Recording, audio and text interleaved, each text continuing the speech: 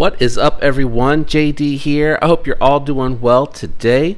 Today I'm really excited to bring you my full review of the Wii Mini Malice.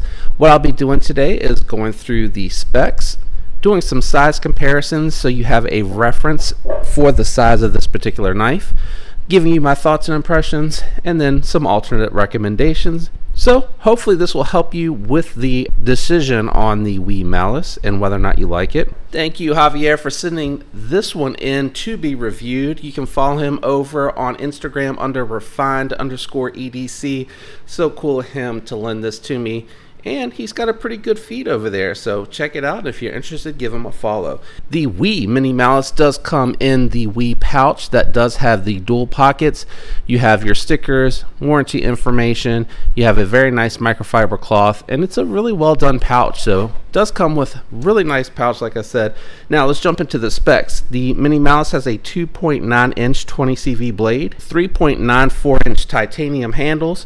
This is a button lock. Overall length of the Mini Malice is 6.93 inches and the claimed weight is 3.4 ounces. Let's go ahead and give it away and see if we can verify that. Right on the money at 3.4 ounces. Always nice to see from a manufacturer that what they advertise is what you're getting. You don't have to worry about weight, length, anything like that. So what we'll do really quickly is run through the comparison knives for size comparison, profile comparison, and then we'll jump into thoughts and impressions. First up is going to be the Yojimbo 2 from Spyderco. As you can see, the Malice is smaller than the Yojimbo, and we'll bring out the Shaman, and the Shaman is just really going to dwarf the Malice. So you can see this is definitely a smaller carry, and if you're into that, you might want to stay tuned because this is going to be a very interesting review. All right, and just in case you ever wonder, OCD for EDC sells these CMEs. Couldn't think of it for a second. Compression made easy, and it really does act like a button lock per se in the way that it operates. It's a little bit more control and a little bit less crampy to try to pinch down and touch a small area on that knife. Next up, we're going to bring up the Benchmade bug out, and as you can see here, the bug out is going to be a little bit longer and a little bit more thinner, and we will bring out the SIG K320 made by Hogue. Love this knife here in aluminum, but it does come in polymer for a little less money and a little bit lighter weight. You can see the girth is a little more closely resembling the SIG, whereas the Benchmade is just a little bit more thinner. So this is kind of in between for girthiness, and then you can tell it is much smaller. So let's go ahead and grab the budget knives, because I like to do that because I do have a sub 3-inch knife in the budget knives, so that hopefully it'll help you with the size reference. Here is the Kubi KU321. This is a sub 3-inch knife. And you can see the Kubi just has a little bit more length on it because that handle length is a little bit longer. And then I have the Buck 110, in case anyone out there has this for their beater or their main carry even. It's a good little knife, USA made, under $30. You can tell it's just longer overall, and it has a more slender profile. All right, let me go ahead and jump into thoughts and impressions. Actually, I'm sorry. All right, let me go ahead and jump into profile. Let's see how thin or thick the Mini Malice is. So bringing it up nice and close to the camera for you all, you can see here that the Malice is just thinner. And let's grab the Benchmade bug out, bring that back over here, and you can see just a little bit thinner. The bug out's a little bit thinner than the Malice.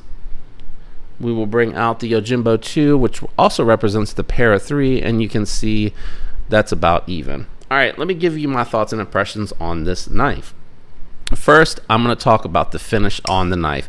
It has a really beautifully done stone wash contoured scale that is chamfered on the inside to help reduce the weight. It has a nice bull nose milled pocket clip that is set into the scale here. It is not reversible, so right hand only. And again, really nice contouring. Everything looks really good. They have the lanyard bar in the back, so it keeps the lines really clean.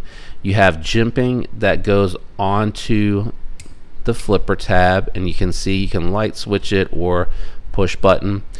You can see here the stop pin for, well, you could until I opened it. The stop pin here for the actual button when it's in the locked position, and then it has the shouldering for the open position and locked out solid. It does have really nice finger hole, thumb hole, but it's got these lines in it that I think lend to a really nice styling cue on it. And then you have a very nice acid etch stone wash finish going on with the blade and a really nice edge. I did tell Javier I did cut with a little bit, so I wanted to polish it up a little bit for him. So it has just a little bit of a polish, but it's not far off from what the factory edge looks like coming from the factory. Has a really nice edge on it. Sliced through the paper, didn't feel any type of imperfections in the grind, and then a couple of pieces of cardboard again just to kind of get a sense of the blade. And it's pretty slicey. It's got a thicker stock for a smaller knife, but it's so tall and it has so much belly that it just glides through the cardboard really nicely. And you know, if this is your EDC, it's going to perform all of your basic cutting tasks, anything that you need to do for your carry really well. Now my first complaint is going to be the finger choil. I almost wish that it didn't have the flipper tab, because I think if it didn't have the flipper tab, I think I would actually have enough space for my big old bear paws to fit in there without touching the edge. So you can see here I pretty much swallow up the entire knife completely. It does have a little bit hanging out the back, but that finger choil, my finger is just riding on the edge of that blade. Now it's not going to be an issue if you have large to medium sized hands, or I should say medium to large sized hands. Your hand will fit in here just fine, and actually is going to be pretty comfortable and away from that edge. You can see here I mean I am sitting on the edge when I put my finger into that guard, and I can just feel it poking away. So I'm a little disappointed there. I think if you're going to do the finger guard, I feel like you should just do a full-on finger guard similar to what you see here on the Spyderco or on the Roxy even. Just make it a full-on finger guard. I think people that want a small knife like this aren't too worried about that little extra bit of cutting edge that you're going to get there. Now again, if you have a medium-sized hand, this is going to work really well and it's not going to be any issues. Don't know if I mentioned it, but this is a Ferrum Forge design, and I don't know. You're going to be able to see it's CPM 20 CV, American made steel. 20 CV has really excellent edge retention, a little bit more difficult to sharpen, so you need to be patient and take your time with it if you're using it and you're not stropping it after you use it to keep that edge. Keep that in mind when it comes time to sharpen it. Outside of the finger choil, ergonomics are very nice. It feels very comfortable in hand. I do feel the pocket clip left-handed, but again, this is a right-hand carry. I do feel it right-handed as well, but it's very flat, and I can just tell the difference in the texturing from where it has a little bit of rounding right here and a little bit of rounding on the edges. Nothing's hot or uncomfortable. I don't find that I engage the button at any point in holding the knife. The button itself is very smooth and has no lock stick.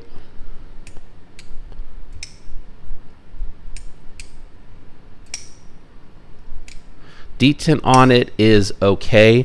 It's not as strong as my ProTech, but it's a little bit better than what I find on the Conspirator, and about the same on what I'm finding with the Chevalier or those type of knives that have a lighter blade like the Kojin. So I like the action. I think the button works really well. When I got it, I could tell it had been flipped a lot. It had a little bit of blade play, and it was because the pivot was loose, so I tightened it up just enough to get the blade play to go away. And as I flipped it about 10 or 20 more times, I could feel like the blade play was starting to come back. So I let, again, Javier know I was going to go ahead and throw just a little bit of Loctite on it, tighten it down to that same spot where it was smooth, fall shut action, and very smooth to open. I keep missing the engagement point, but you can see it's really smooth. The Loctite cured it. I let it sit overnight just to make sure, and when I came home from work the next day, really good action. And it just works really well. It's very snappy. I find when these smaller blades from Civivi have their button lock on them, they end up feeling really snappy. They feel like they have a solid detent. Even if you try to fail it, it almost completely opens. Let's see, try one more time. I'm trying really hard. I got it the first time I tried it. There you go. So 2 out of 5, I can get it to fail, but that's because I'm really paying attention and I'm like very weak finger gingerly trying to open it. With the reverse flick, it's almost impossible to fail. You'd have to like disengage quickly and time it perfectly to try to fail it. I'm trying. There we go. So disengaging like a miss, like the flippers or the knife holder's fault, trying to flip it open and just missing entirely or not catching it entirely is about the only way that I think that you could potentially fail on the reverse flick. The thumb flick's a little tight for me with the bigger fingers, but I can do it. I just have to kind of like give it a little bit of a scoop before I go in, and then I'm able to hit that. Really nice knife. What are some alternative recommendations? At this price point, you're paying over $250 for the titanium WE button lock designed by Ferrum Forge.